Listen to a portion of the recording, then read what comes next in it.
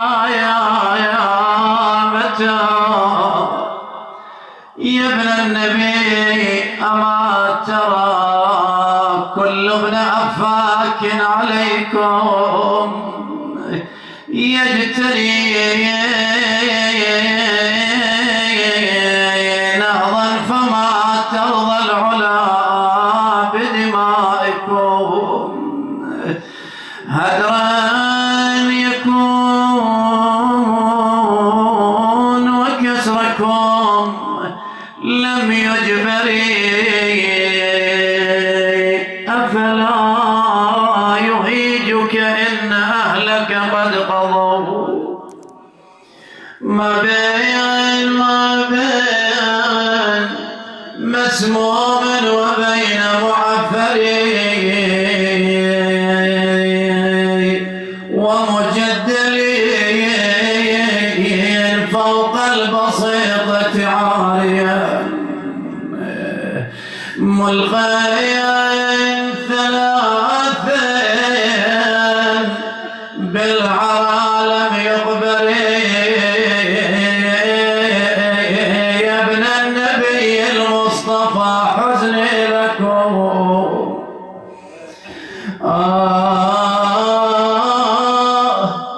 يا ابن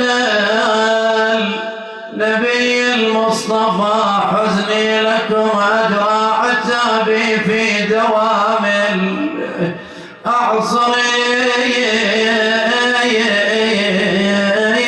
عذرا إليك ففي فؤادي قرحة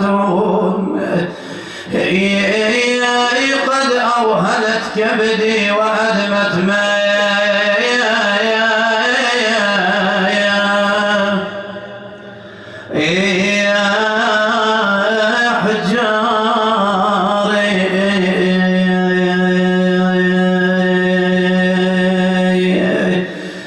والله يا ابو صالح يا ابو صالح يا ابو صالح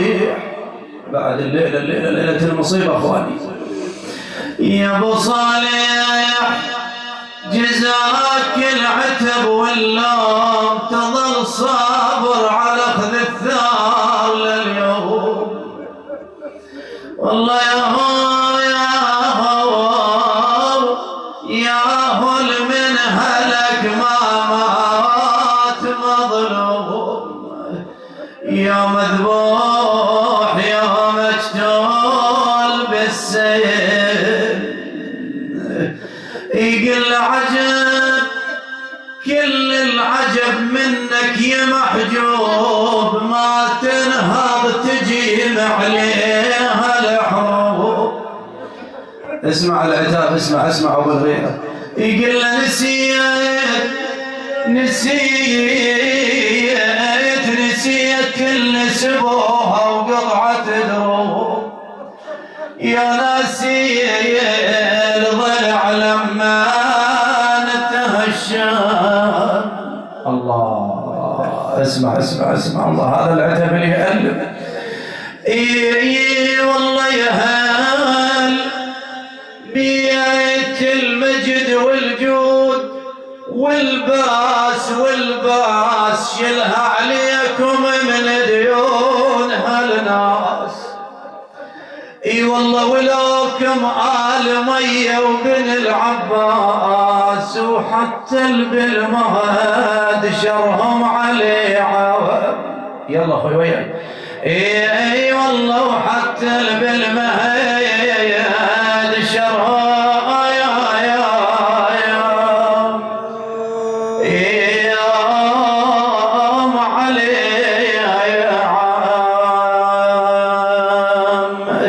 اي والله شلها الوادم عليكم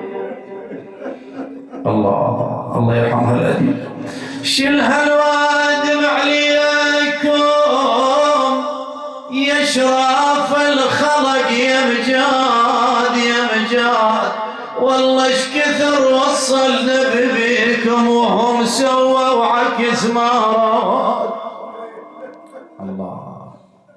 هالبيت اسمع هالبيت يعتب صاحب الزمان الله يقول له الدم الدايمي غلب قلوبنا تشردوب والله يغلي بقلوبنا تشردوب هدام وحزننا يا ابن حامل جار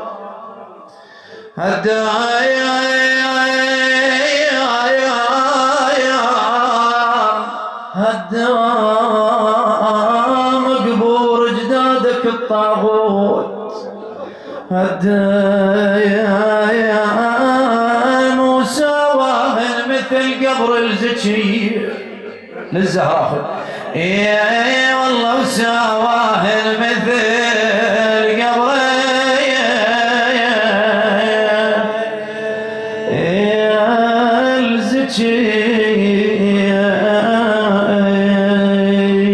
قلت تشب نيران قلبي والمنار تشوف نيران قلبي والمنار على الهدمة وقببهم والمنار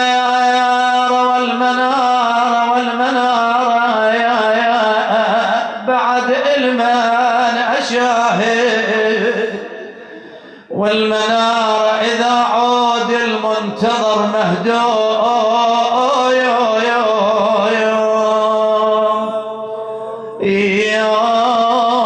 يوم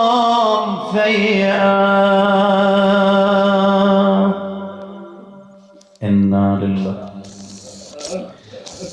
وإنا إليه راجعون سيعلم الذين ظلموا أي منقلب ينقلبون والعاقبة للمتقين رحم الله المتقين عظم الله أجورنا وأجوركم باستشهاد الإمام الحسن العسكري عليه السلام وجعلنا الله وإياكم من الطالبين بثأره مع وليه الإمام المهدي من آل محمد عليهم السلام. اللهم صل على محمد وآل محمد.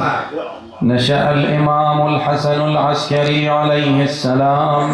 وترعرع في سامراء تحت رعاية أبيه الإمام الهادي عليه السلام فطبعه على أخلاقه التي هي أخلاق النبي محمد صلى الله عليه وآله ورباه بتربيته التي هي تربية القرآن فشب ناشئا على الخلق والعلم والتقوى وتربى في ظل أبيه الذي عرف بالعلم والزهد والجهاد والعمل فاكتسب منه مكارم الأخلاق وغزير العلم وروح الإيمان وشمائل أهل البيت عليهم السلام فقد صحب آباؤه وعاش معه 23 سنة وأشهر استوعب خلالها علوم آل محمد وتلقى ميراث الإمامة فكان كآبائه في العلم والعمل والجهاد والدعوة إلى الإصلاح في أمة جده محمد صلى الله عليه وآله وسلم وتسلم مهام الإمامة وتحمل مسؤوليتها وهو في عز الشباب وعنفوان العمر وقد نص أبوه على إمامته في موارد عديدة من أشهرها عند وفاة أخيه الأكبر السيد محمد المعروف بسبع الدجل أمام جمهرة من الناس المحتشدين لتشييعه لأنهم كانوا يتصورون إنه هو الإمام بعد أبيه باعتباره الولد الأكبر فهو المرشح لخلافة أبيه ولكن بوفاته تأكدت الإمامة الشرعية لأخيه الحسن العسكري عليه السلام وخاطبه أبوه أمام الجموع الحاشدة أحدث الله شكرا فقد أحدث فيك أمرا والمقصود أمر الإمامة ولازم الإمام الحسن العسكري عليه السلام أباه الإمام الهادي وقد شاهد ما جرى عليه من صنوف الإرهاق والتنكيل من ملوك بني العباس، خصوصا في عهد الطاغية المتوكل الذي جهد في ظلم الإمام وأسرف في الجور والاعتداء عليه، ففرض عليه